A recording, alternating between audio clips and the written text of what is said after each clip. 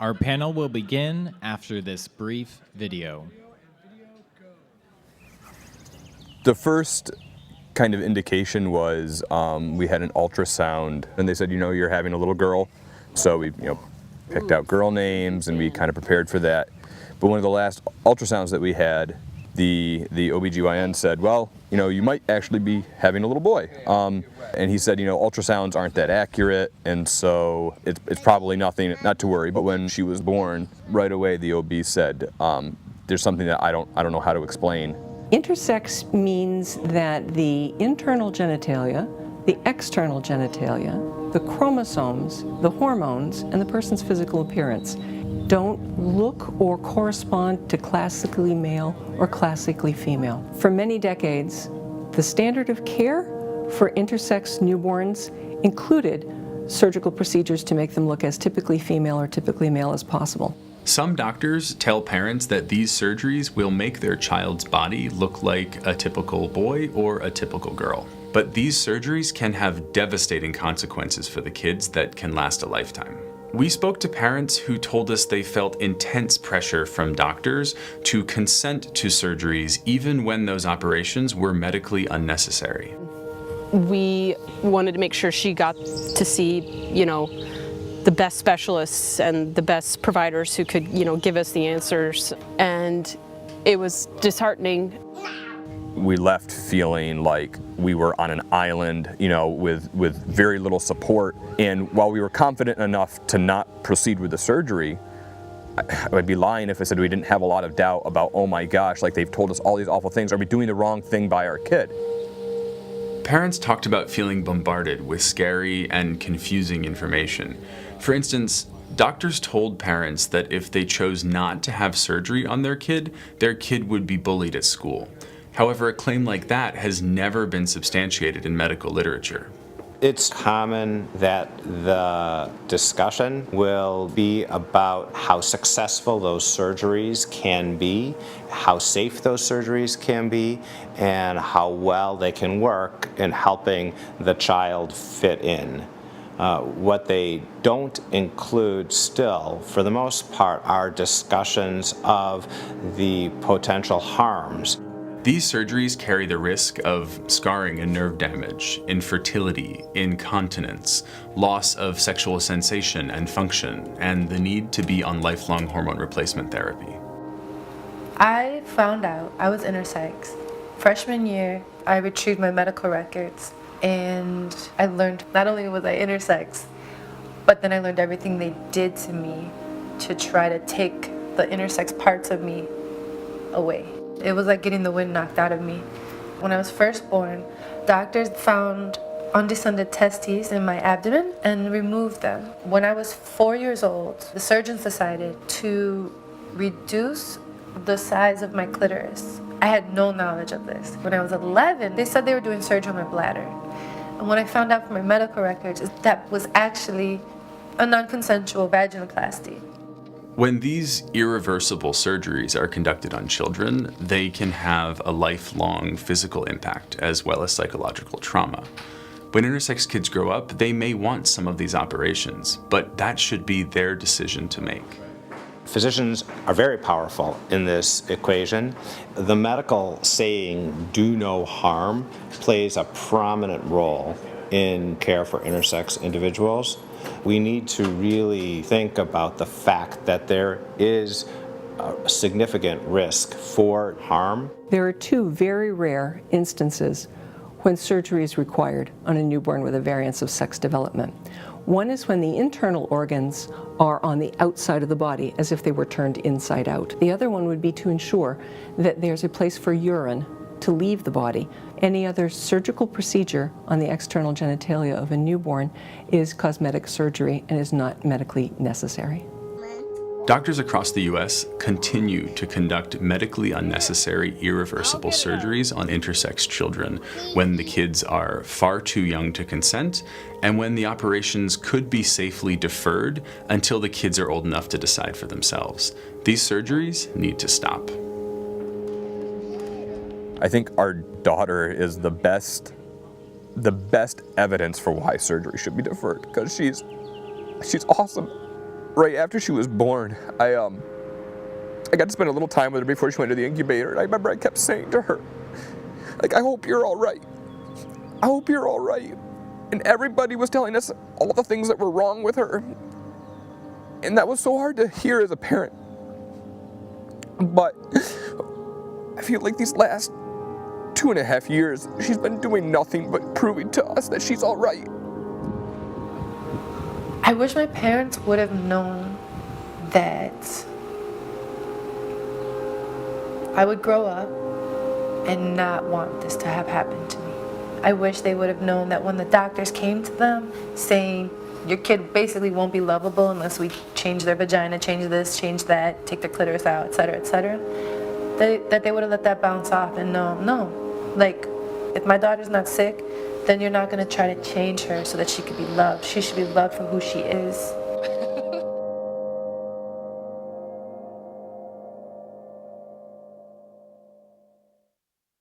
Please welcome to the stage our moderator, Senior Advisor for Global Intersex Rights at Outright International, Kimberly Zieselman, and our panelists, Nicole Santamaría, Executive Director of El La para TransLatinas, Director of Engagement at Interact, Bria Brown-King, and author and activist, Alicia Roth Weigel. Gravity, and you can't pull me down. Can't I make you understand? Hey everyone, welcome and thank you for spending your lunch hour with 4 amazing intersex activists and for learning a little bit in that video. I know sometimes that video is a little hard to watch. I've seen it 1,000 times and I still tear up at the end. But we thought it was a really good way to kind of dive into the issue in an engaging way, and we're going to dive more into that issue in our conversation today. So yes, I'm Kimberly Zieselman. I'll be your moderator. I formerly worked at the State Department as a senior advisor on LGBTQ human rights with Special Envoy Stern at the State Department, and I was the executive director of Interact before that.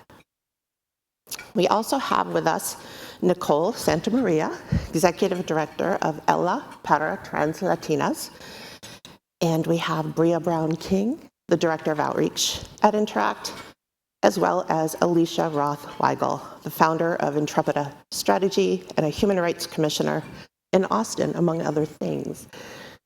So let's start off with kind of the basics to make sure we're all grounded in what intersex is and what intersex isn't. Particularly when we talk about these medically unnecessary and harmful surgeries that are happening to children across the country and across the world. So Bria, I want to start with you, and I'm hoping you could just enhance a little bit what we just learned in that video, provide a little Intersex 101 for folks, because even in our broader rainbow community, there are still a number of questions and misunderstandings around intersex. Yeah, absolutely. Hello, everyone. So glad to be here. So intersex is really an umbrella term it's used to refer to bodies that express a wide range of physiological variations of sex development and characteristics that might not fit the traditional conceptions of what society might consider to be a quote-unquote male or quote-unquote female body. And so there are so many ways to be intersex. Intersex people can have variations in their internal and external reproductive organs, for example, as well as chromosomal differences, and so differences in the way the sex chromosomes are configured, as well as differences or variations in the way that their body produces hormones, as well as the ways that their body responds to the hormones that it produces. And so in the video that we just watched, the young person there had an intersex variation known as congenital adrenal hyperplasia, or CAH for short, and that's actually one of the variations that I have. It's actually CAH is one of the more common intersex variations that actually leads to early non-consensual medical interventions on intersex young people. And you might actually be surprised that intersex is more common than most people think. We make up nearly 2% of the world's population, so we are not that rare. We're mostly just still, unfortunately, invisible. I know that you see four lovely intersex people on stage here, but intersex is actually one of the analogies that you might hear is about as common as people who have red hair, for example. And so, it is likely that you've, even before today, met other intersex people, and maybe you didn't know it. And I know that for me, as an intersex person myself, I always think about how my life could have been different growing up as an intersex young person had I known that there were millions of other intersex people out there in the world. Because for many of us growing up, we are made to believe that we're alone or that there aren't other people out there like us. And I do this work because I want to be the type of person that I wish I had in my life as a young intersex person. Thank you. And so, as you've seen in the video, one of the main human rights issues that our community is still grappling with and has been grappling with for decades is the early non-consensual medical interventions that are often performed on intersex children without their consent. And so these procedures are often performed on children before the age of 2 years old. And so, before a child is even old enough to meaningfully participate in the conversation about their health care. And so they're not able to provide informed consent and say whether or not this is a procedure that they'd like to have. And oftentimes these procedures are performed because there are assumptions being made about what a child's eventual gender identity and what a child's eventual sexuality might be. And so I think, watching the video, what some of you might realize is that these procedures, we refer to them as intersex genital mutilation, or IGM for short, might sound really familiar. And it's because when you really sit down and you really think about it, I don't understand how it's much different from FGM. And we have laws against FGM in this country. And unfortunately, there are no protections for intersex people. And so that's something that we need to change. Yeah. Thank you. And so I work as the Director of Engagement for Interact Advocates for Intersex Youth, a national intersex advocacy org here in the US. I got my start in advocacy in 2018 as a baby intersex activist. I had the opportunity to make a little bit of history by being the first openly intersex person to speak about intersex issues on the steps of the Supreme Court. And I think, for me, thank you. I feel so grateful to be doing this work in community with people who are passionate about intersex justice. And again, if only I had had people like myself and my colleagues here, if only so many intersex young people had someone in their corner advocating for them. Oftentimes, we have to do the labor of educating our providers because they are often uninformed on how to properly provide care for us. And oftentimes, intersex people are completely erased from conversations about things that affect them. Reproductive justice, for example. We'll talk a little bit later, I think, if we have time, about all of the many anti-trans bills that continue to plague our country and the ways that intersex people are affected by things like this. And so I think that that's my time. I'm really grateful to be here with you all, and yeah, thank you. Thank you, Bria. Yeah, Bria's so right. This issue of IGM, or intersex genital mutilation, these harmful, unnecessary surgeries, are really, when we talk about this, it's a queer issue, and it's also a women's rights issue, a disability rights issue, a children's rights issue. It's very intersectional. So I'd like to just take this opportunity to make a call to action to those other movements to step up and join the LGBTQI movement. To get together, we can really put an end to these harmful practices.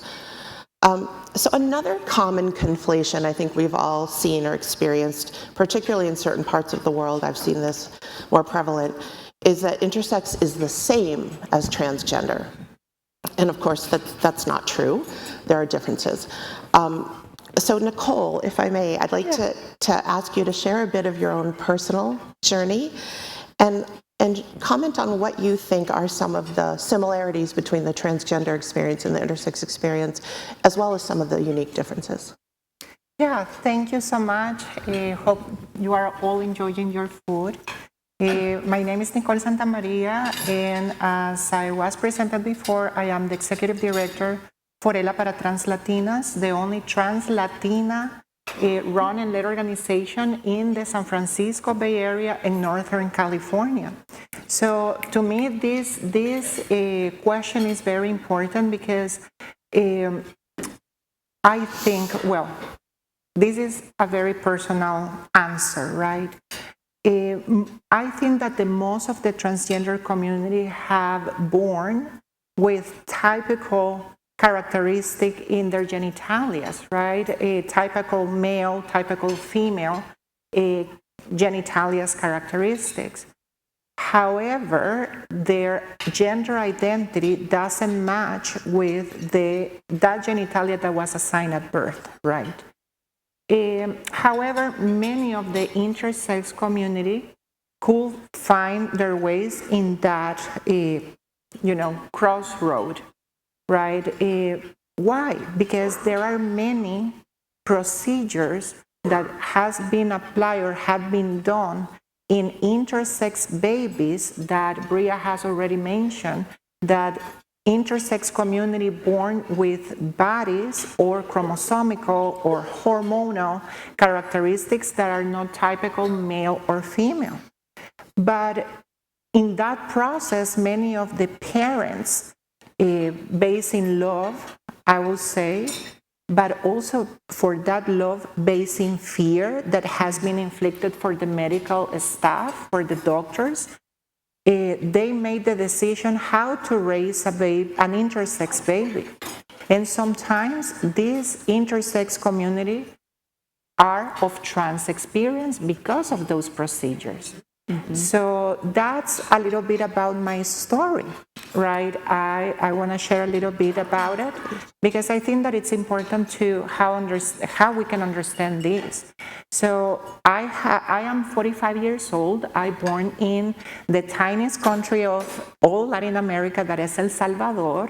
We call it the thumb of America. So I'm coming from that little tiny country. And happened that I born in 1979. For all of those of you that might not be aware, in 1979, exactly the day that I born, the civil war that lasted for 12 years, started. So at the same time that the civil, conflict was arising, my mom was delivering me.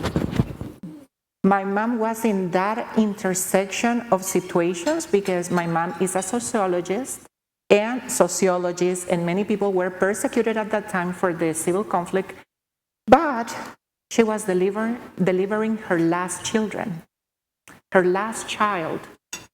And when I born, at that moment, there weren't ultrasounds, there weren't gender reveal situations, there were nothing about it, right? We didn't even have nothing, the ultrasounds, nothing. So mothers and parents waited until the baby was born to actually have the gender reveal. And they prepared themselves with yellow and green clothing because they didn't know what they will have. So at that moment, in the middle of the civil conflict and in the arising of that, my mom brought me to life, and then the doctor told her that I was born with an anomaly, with a defect. And based on that, my mom and my parents were super scared what will my life will be. So my mom, as a sociologist and as a feminist, she told I'd rather to raise a boy in a country like El Salvador that has a lot of sexual violence, and especially in a time of war, to raise a girl. So they tried to close my vaginal canal, and that caused me later in life many difficulties in my body.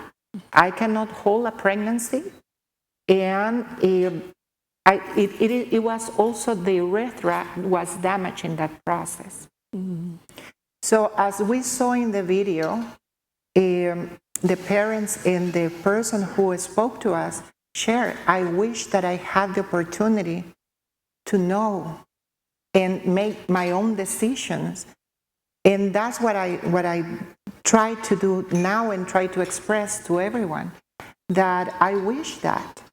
Because I did pursue what was called nowadays a normalization of the vagina, and I had to get all my uterus and ovaries removed from my body.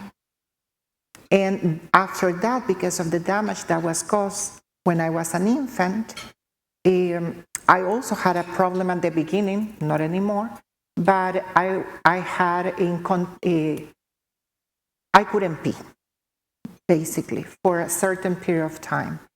So I almost died for that procedure, and that was unnecessary. That was an unnecessary procedure that I had. So in some moments, I want to say that many of my intersex fellows, my intersex kind, they became trans individuals in the process, not because of their own decision or because their gender identity wasn't matched with their genitalia or their bodies or the gender assigned at birth, but because for the fear of their parents, they were forced to be canalized and boxed in a gender. So I will leave it there, and thank you for listening. Thank you so much, Nicole, for sharing and being vulnerable. It's something all of us have too much experience doing, but for the sake of educating and raising awareness, I think it's so important to share these personal stories, as hard as they are. So thank you so much. You know, like everyone else, intersex people hold many intersectional identities, of course. Some identify with the LGBTQ community and some do not. Some choose the term intersex, and some do not and may prefer to refer to their diagnosed medical condition or generally talk about having a difference of sex disorder, of sex development. But I think we all agree that it's really important to respect individual differences and individual preferences about how one wants to be referred to or labeled, if at all. Some LGBT plus organizations specifically include the I, and some don't. And it can understandably be very confusing, even when well-intentioned for the sake of inclusion. I often recommend that an organization first fully understand and really embrace what intersex is and the unique experiences, as well as why it should be included as part of the broader rainbow community. So I'd like to turn to Alicia now and ask you to also share a bit about your personal journey, if you will, including, of course, your activism in Texas, and also if you could comment on why you think intersex does belong in the rainbow community, and also kind of highlight some of those differences for us. Absolutely. Thanks so much for having us. Howdy, y'all. Can I get a howdy? All right. I know I get sleepy at lunch, so I'm trying to wake the room up a little bit. And I really appreciate so much being on this panel with these incredible people. And as you're getting a sense, there's a lot of sad stories in the intersex world, and I could share a lot of my own, non-consensual surgeries, medical abuse, growing up my whole life feeling utterly and entirely alone, etc.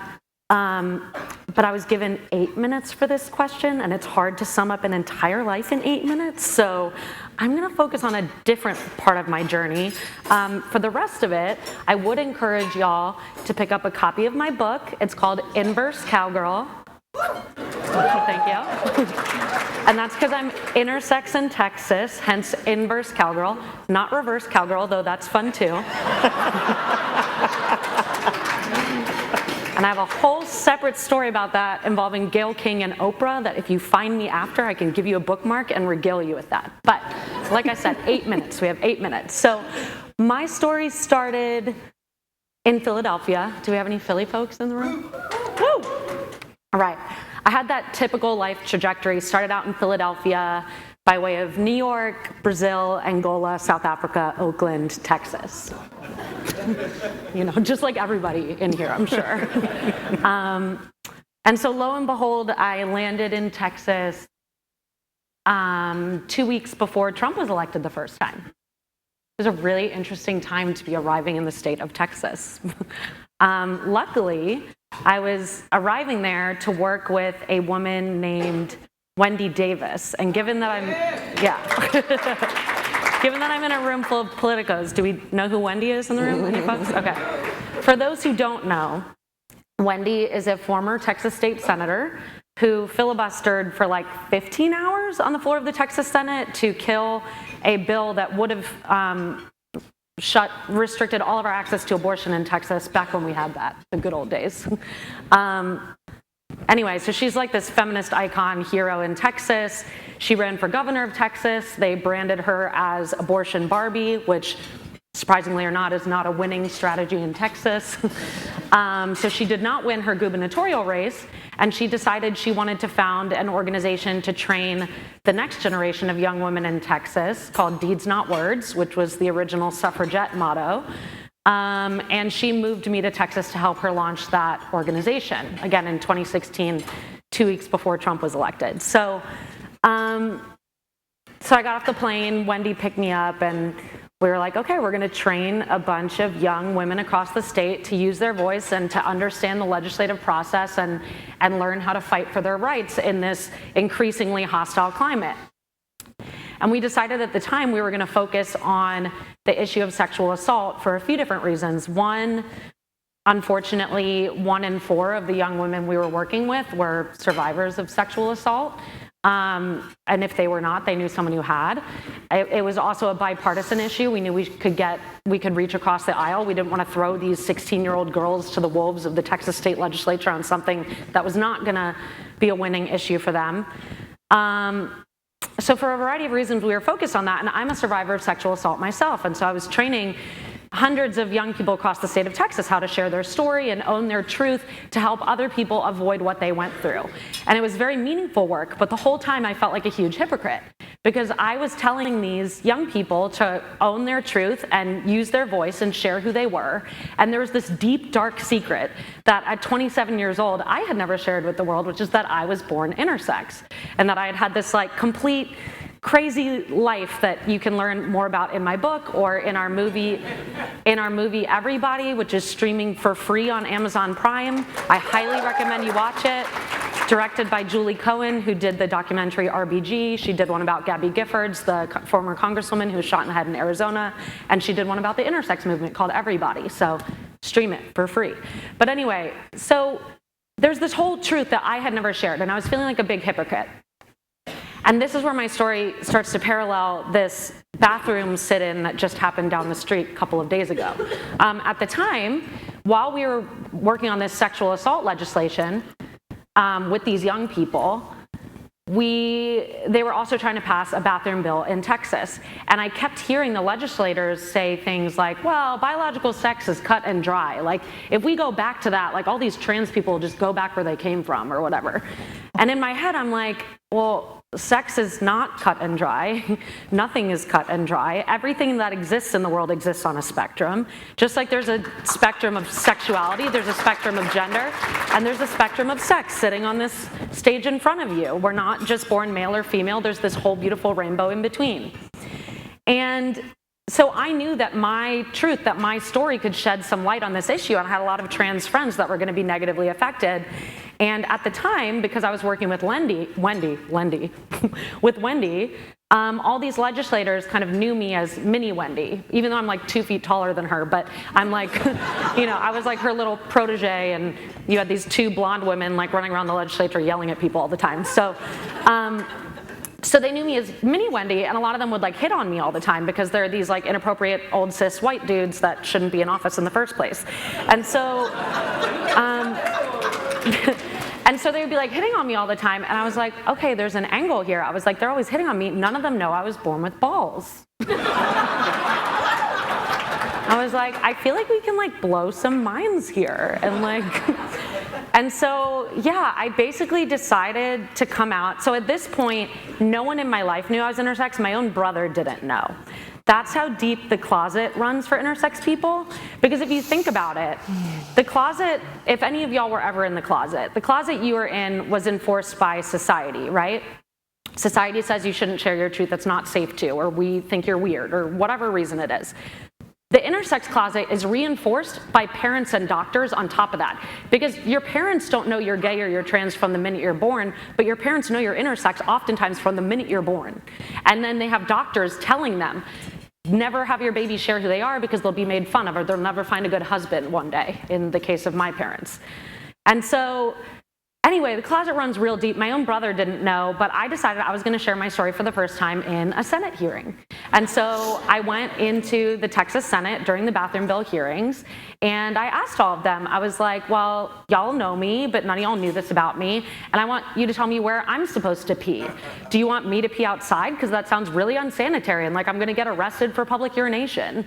It just sounds really messy and gross. Or do you want me peeing in the men's room?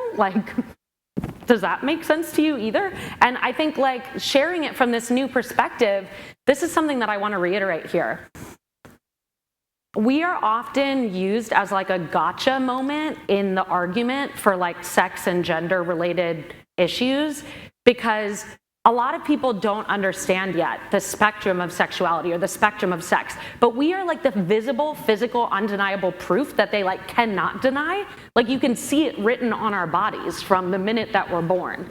And so we're often used as like this arguing point for these other communities, right? But we're showing up, like I was showing up to help my trans friends that day, and we need the rest of the community to show up for us now too.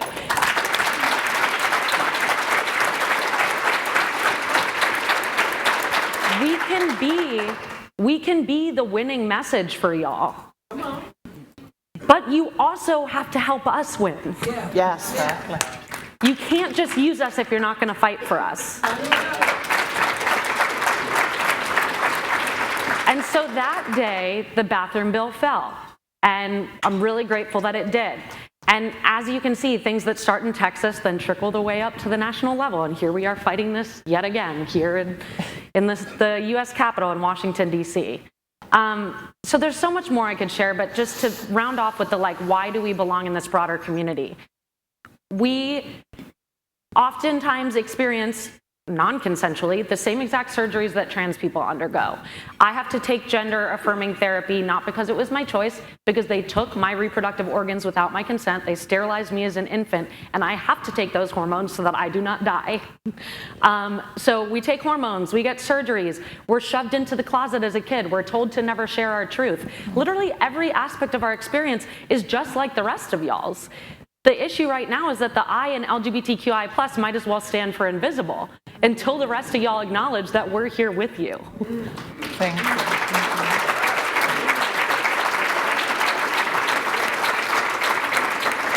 And so the whole argument, yes, some intersex people don't want to identify with this community. Newsflash, some gay people don't want to identify with this community. There's a lot of gay people in the closet. There's a lot of trans people who aren't out because it's not safe for them to. I live in Texas. I know a lot of those people. There's like, you know, just because we have people for whatever reason, based in fear, based in whatever, like that doesn't mean that we should exclude those of us who do identify and need y'all's support and need y'all's coalition. That is not an excuse to push us out of this room. And so I'm really, really grateful that we're here finally. I have to say it's long overdue, but thank you to the Victory Fund. And I want this to be the first, not the last, okay? Thank you.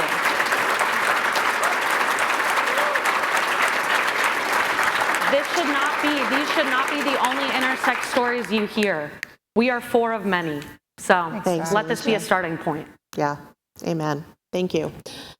So here we are, and I think that was a nice segue. Your experience in the Texas Senate is incredible. I'd like to turn to Bria now and ask about, you know, Interact, your organization is the main policy organization here in the U.S. fighting for intersex rights. Could you talk a little bit about, at the federal level, any progress that's been made, any you know, kind of what some of the more problematic challenges are, as well as some of the progress that has been made, particularly in this current administration, the Biden administration? Yeah, absolutely. So, you know, I think the Biden administration has been the most progressive administration in terms of pushing for policies to support the rights of intersex people. And so in 2022, Biden really took a historic step forward by mandating HHS, Health and Human Services, to produce a report on intersex health inequities, and as well as really directing, you know, federal agencies to really work on strengthening their protections against discrimination based on sex characteristics, as well as advancing data collection on intersex experiences, because unfortunately, the data that does exist shows really high and alarming rates of economic and health disparities. And, you know, I know for me as an intersex young person, when I used to do research on my own variation, I'm going to be honest with you, a lot of the research was all about how to make sure that girls with CAH don't end up gay. And so here I am, a queer intersex person with CAH, and I'm just like, you know, that was the research that was available, and there's very little research available out there that's affirming intersex experiences in adulthood, and that's something that I think needs to change. As an intersex person, it's really disheartening that every time I look at research, it's all the bad stuff. And so it's all about how to hide us better. Exactly. And so unfortunately, there is no state or federal laws protecting intersex children from the harmful medical practices, despite the U.S. criminalizing, again, as I mentioned earlier, the practice of FGM. Title IX of the Civil Rights Act and Title VII of the Civil Rights Act and Title IX both make it very clear in its interpretation that discrimination on the basis of sex includes discrimination on the basis of a person's intersex traits, because discrimination against intersex individuals is similarly motivated by the perceived differences between an individual's specific sex characteristics and their sex category, either as identified at birth or at some subsequent time. Because as was mentioned, it's not always apparent that a child is intersex at birth. Sometimes it doesn't become apparent until later on in their life, like during puberty. And there are many people who go their entire lives not knowing that they're intersex. Or, for example, when they're in adulthood and they're going through their medical records. And actually, KZ here also published a memoir, XOXY, where she shares about her own experience finding out that she was intersex. Was in your 40s, going At through your 40, medical right? medical records. I had surgery as a child, but I didn't find out the truth until I was 40. After getting my medical records and finding out for the first time that I actually was born with I have XY chromosomes. and had internal testes and no female reproductive organs, although I was told I had a full hysterectomy. So this was, and this was at a Harvard teaching hospital in Boston. The doctors literally told me and all my intersex friends that to tell like our husbands, they were like, tell them that you had ovarian cancer as a child, and so that's why you can't give them children. So you have doctors literally lying to children, making it, there is no childhood ovarian cancer. One of my friends who told this lie to her partner, like ended up asking their doctor friend and was like, my doctor said that's not a thing. And then you're like caught in this lie that doctors are the ones who told you to tell in the first place. Yeah, I mean, I was married, a lawyer, I had adopted children, I was living my life only to find out that I didn't even know about my own body at age 40. And unfortunately, our story, Alicia and I have a similar story, it's not uncommon. No, it's it's always the same. And sometimes they tell us our medical records burned in a fire. Or a flood. Many Floods intersex and people fires, that. lots That's of like floods a and very fires. common lie Yeah. for intersex people. Oh, how many hospital fires are there in the US? And so, the shame, the stigma, the secrecy is unfortunately so common for intersex people. Like Alicia, I couldn't talk to my siblings about what was going on with me. I had surgery. And of course, I had surgery during summer break, which I think is unfortunately the case for a lot of intersex people. So my friends wanted to come see me because they were like, hey, we haven't heard from you for a couple of weeks. And people want to know, I don't know why, but people always want to ask the question, well, what did you have surgery on? No one prepared me for how to answer that question. I had my surgery when I was 13, so fortunately I was not one of the many intersex children who received non-consensual surgeries as infants or as toddlers, but what I will say is that there was no informed consent. For me at 13, I just knew that I was told and made to believe that I needed to have this surgery to be normal. No one told me that my body was okay. And so as a 13-year-old, I just want to fit in with my friends. Right. And I wish, even though my parents didn't force me into the surgery, it was also not made apparent that my body was fine the way that it was. And I wish that again, this is why I do the work that I do. And so Section 1557 of the ACA regulates protection against intersex people in federally funded health programs and activities. And also the Department of Education actually issued guidance that essentially confirms, which is so funny that, the civil rights protections extend to intersex students as well, which, we shouldn't have to say that, but, thinking about the discrimination and all of the horrific things that intersex students have to grapple with on a day-to-day basis. And so to have some recognition, it feels really important. And I think we're going to have some time at the end to talk about sort of what's next with the new administration. But,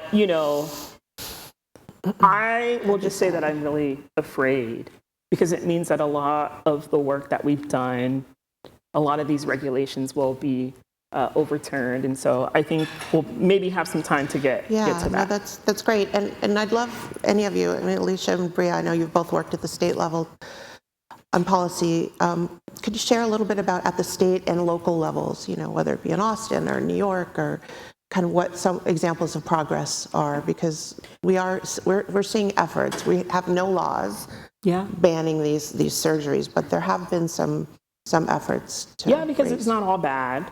I know we talk a lot about the horrific things, but I will say that New York City made a lot of history by becoming the first city in the country to pass an education bill requiring the city's health department to create public education and awareness campaigns so that doctors and parents could be educated on the harms associated with these non-consensual surgeries. Because as I mentioned earlier, a lot of the times as intersex people, we have to be well-informed self-advocates as patients, and because we have to educate our providers if if we're going to get the care that we need. And so, unfortunately, there's not an enforcement bill against these surgeries in this country, but there is some progress being made, and we've seen a few hospitals around the country come out and make affirming statements.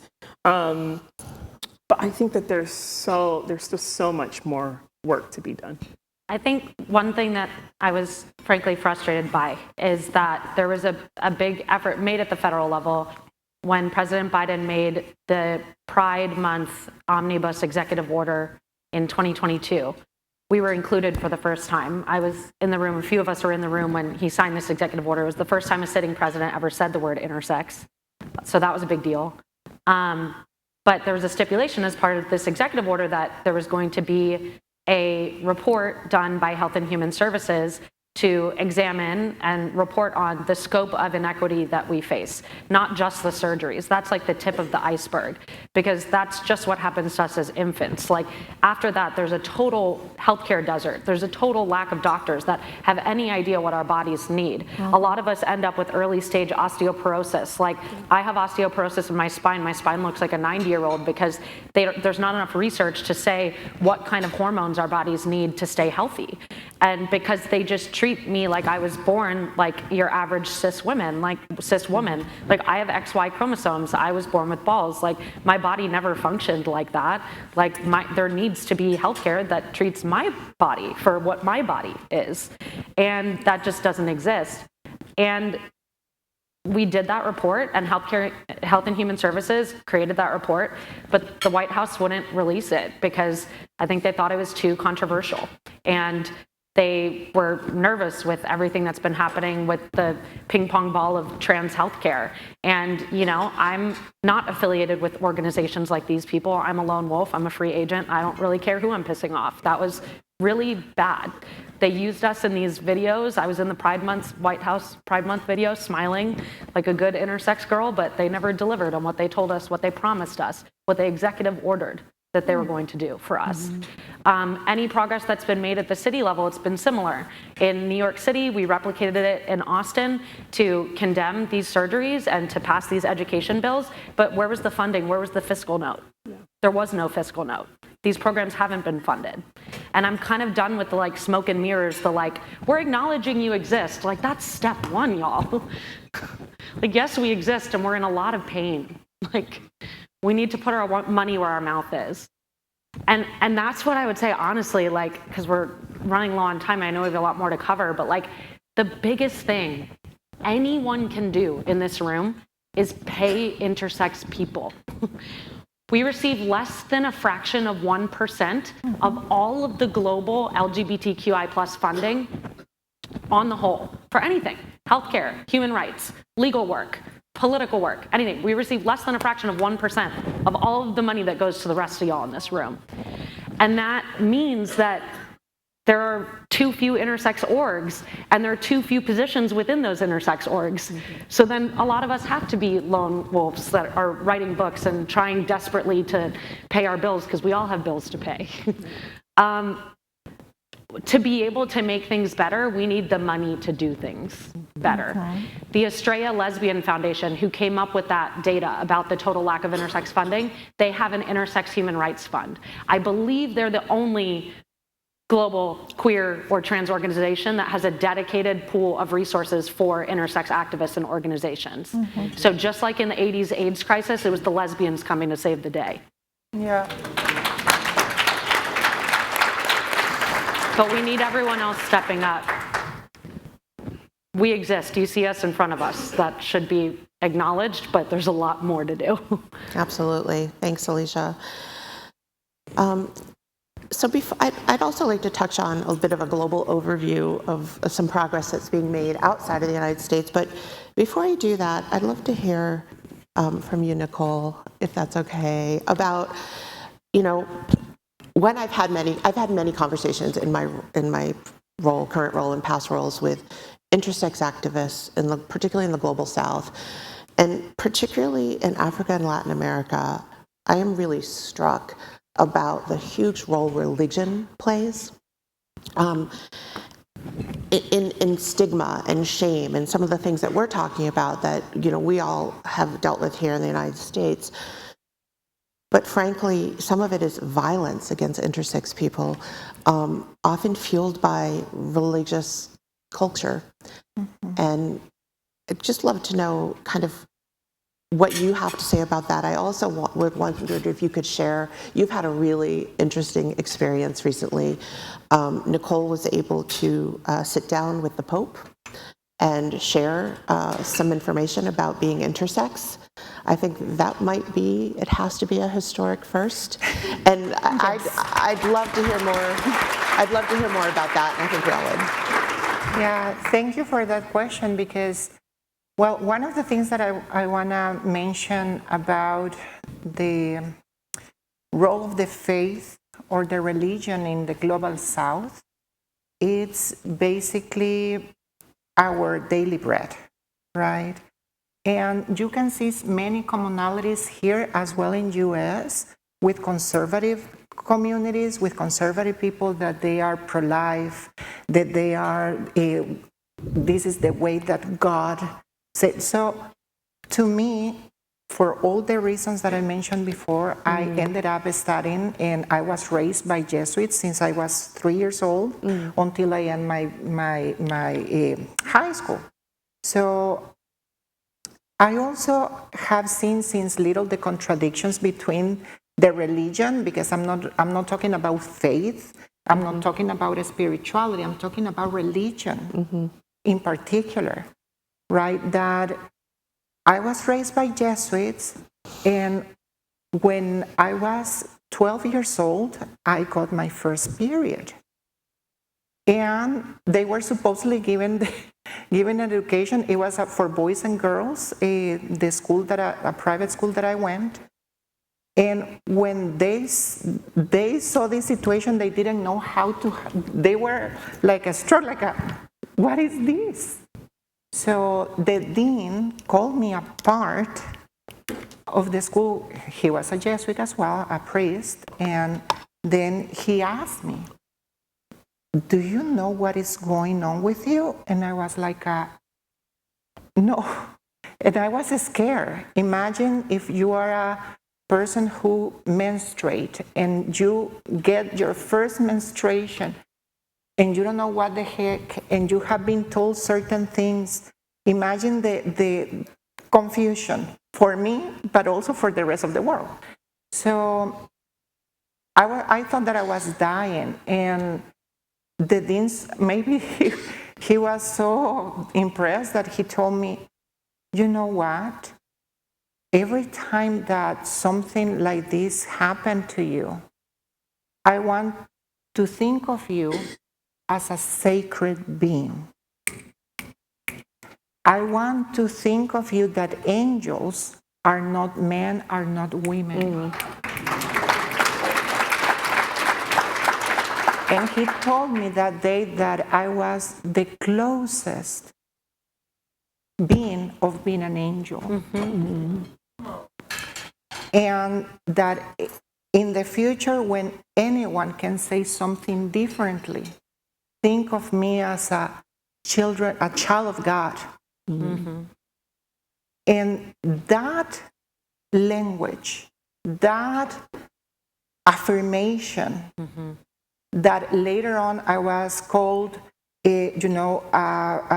abomination, that I was called a freak, that I was called anything. I still remind the words of that priest in his compassion. And also I have learned later, working with my trans siblings, that within us there is the internal power of our spiritualities. Because we are spiritual beings. And we have whatever you want to believe on, whatever the name that you give to the divine, that divine inhabits you. Yeah. So I haven't seen more devotees of the Virgin of Guadalupe than the trans girls of my home country. That the trans girl, the Mexican trans girl, I haven't. And I think that strength from our spirituality, that it's underneath us, give us the strength to continue fighting on. I have seen trans women fighting so fiercely, but also I have seen intersex siblings fighting so fiercely. Myself, I left my home at 16 years old. I know my trans siblings have been kicked out or they have left home since early years of their lives because they want to be their true selves. So to me, their faith, not the religion, the faith, plays a huge role in our lives. And coming to the earth, for example, because indigenous community, as many of the Latino, the global South African countries, etc., we have a deep relation with the Pachamama, the Mother Earth. So to me, coming and developing my life in that way, I think that has given me the courage to understand that the genesis that we have been told, there are many mysteries that we cannot explain because we are divine beings, all of us. We are divines. So that male and female he created, indigenous community call her hair. We call the Pachamama, the Mother Earth, the mother who feed us. So male and female. And then I was the first time at the World Meetings of Family. I didn't meet the Pope back then in Pennsylvania in 2015. I was there doing advocacy, male and female. And what about intersex? What about, and I'm going to say with all due respect, because that's the name that I was given when I realized my intersex condition, I was called hermaphrodite. And I was like, what about the hermaphrodite people in the world? Male and female. No, there is a spectrum of us. And the creation, to me, for the conservative people that say that God, and they are hiding behind the God's name, it is like so you are questioning God's creation? Because God's created us in the exactly way that we are. And we are perfect in that way.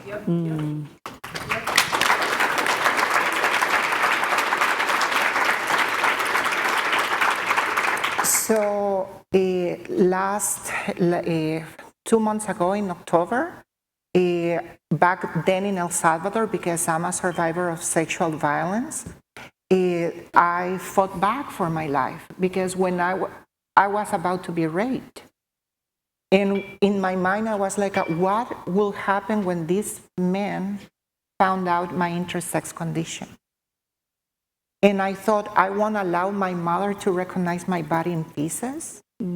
I won't allow that. I want to be killed now. And I fought back. And I became an art therapist because of that. Because that words of you have to be the angel for others came to my mind. And then there were many trans killings in my home country. There still are globally and here in the United States. And the last words that this community can, or we can hear, it is that we are abomination. And that it's okay to kill us because who we are. That's something that I'm going to fight for my entire life, because those words that was given to me, that I was the closest to be an angel, each one of us, we are closest to being angels. Yeah. We have the power to be. So I went to the Pope. I was invited for a nun that I work with in El Salvador to create a symposium of interfaith delegation to stop trans killings, to stop women's killings, to stop sexual violence. And we ended up at his private residency in the Vatican. And to my surprise, he knew about intersex community. He knew what I was talking about. And I was shocked at the beginning. I was like, oh, this old dude, right?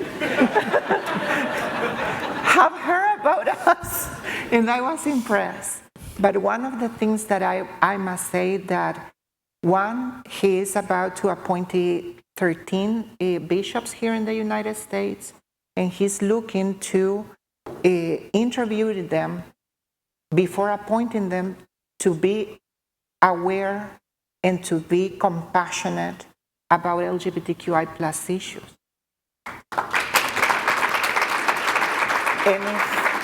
And if they don't are aware and they are not following the compassion that, in this case, the religion, the institution of the Catholic institution, they are not going to be appointed if they don't do that marking. Mm-hmm. So a person like that, giving us the message of hope, that's the faith that I really want to believe, because I was born and raised Catholic. I'm going to die Catholic. But that's the message that I want to hear from leaders of faith. Not saying that it's okay to kill us. It's okay to hate us in the name of God. If that's your God, you need to reconsider it. You need to reconsider it. Thank you. And here and everywhere. Thank you.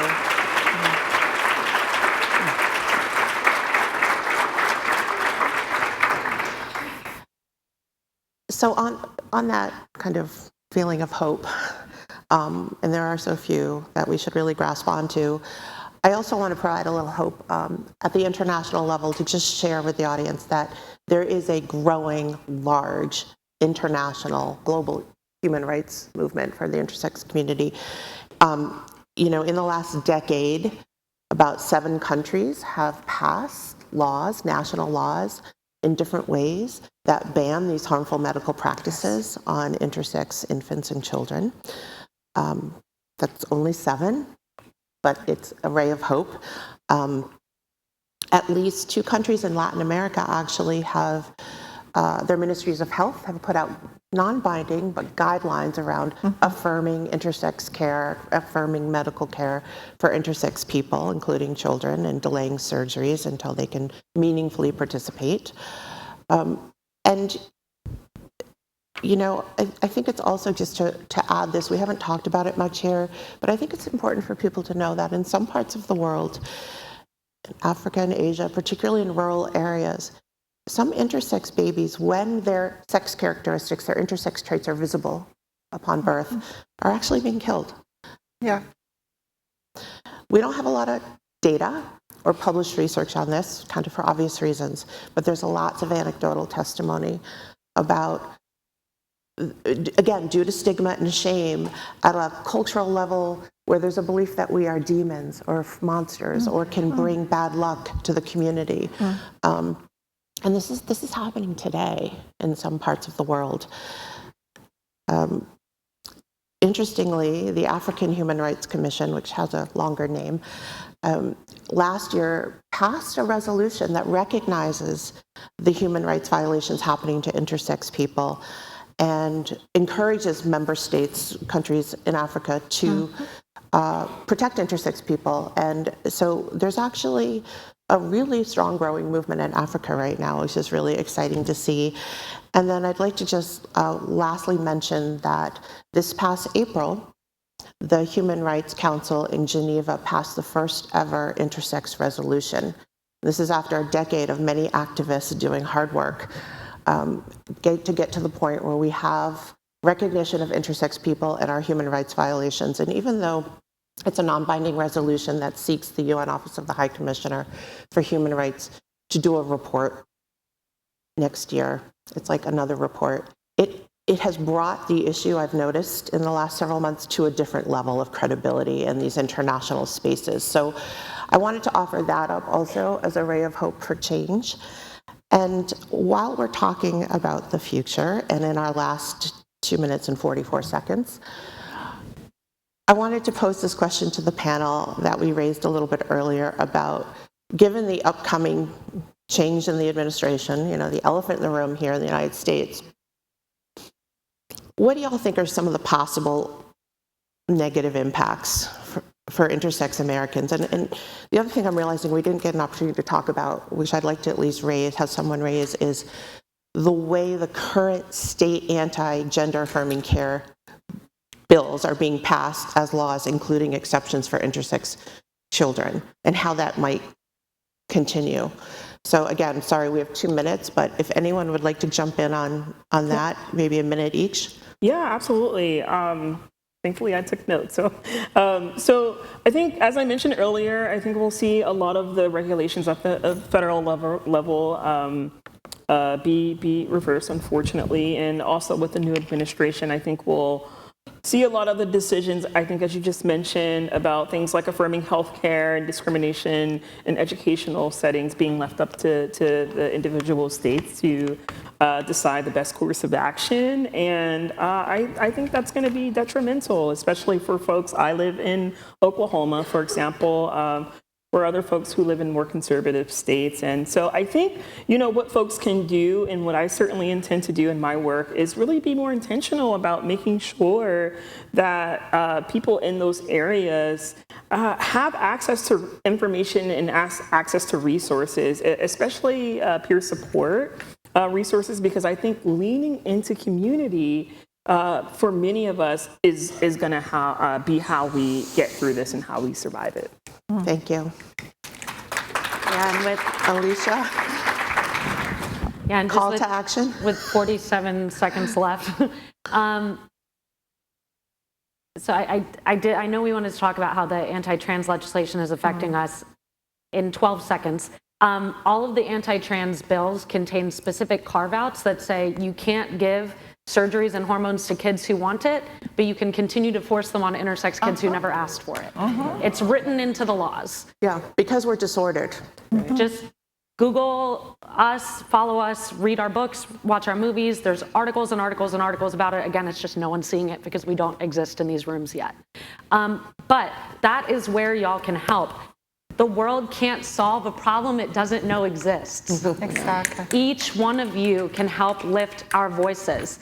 Can you imagine if every org and every conference was like, oh, we had a trans person speak last year, tick that box.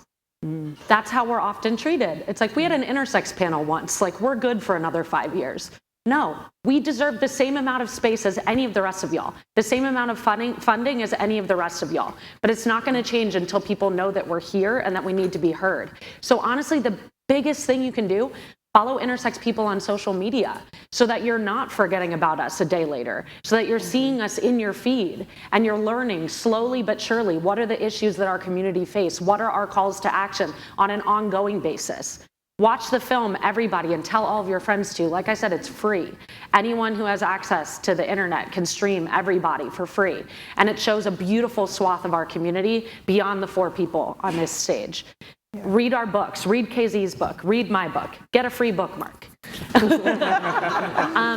Really, I think the bottom line is the world cannot solve a problem that it doesn't know exists. So the biggest thing that y'all can do is carry our voices outside this room and ask other people to pay us to do so. Thank you. Well said, well said. Thank you. And thank you to the whole panel. Thank you all for being here.